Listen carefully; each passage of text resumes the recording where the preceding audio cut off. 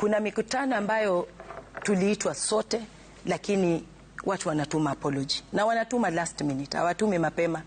Unafikiria ni kama leo tutakuwa nao, watakuja, tunaangalia left right, message tu inaingia kwa Kasimu mahali, sitakuja, sitawezeshwa.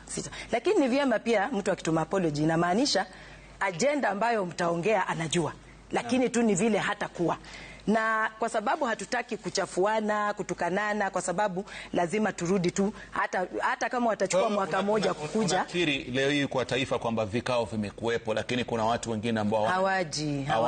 Hata ukisoma mimi. Lakini hapo ningependa kusema kuwa pia vile anavyosema hivyo, atatoa barua ambayo Sifuna aliandikiwa, naam, ikisema kuwa yeye hakuwa kwa mkutano.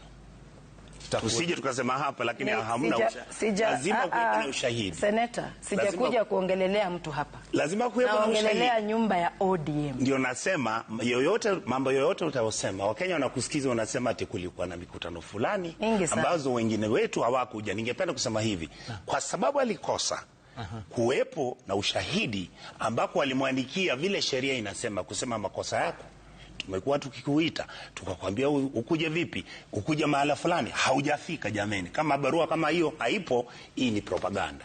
Hapana. Je, kuna barua ya kama nimeta Peter Salacho na pia atakakuchangia, kuna barua yote ambayo alipelekewa mwanachama huyo? Anauliza Onyoka. Mambo ni mengi na kwa sababu wameenda kotini siwezi ongelelea.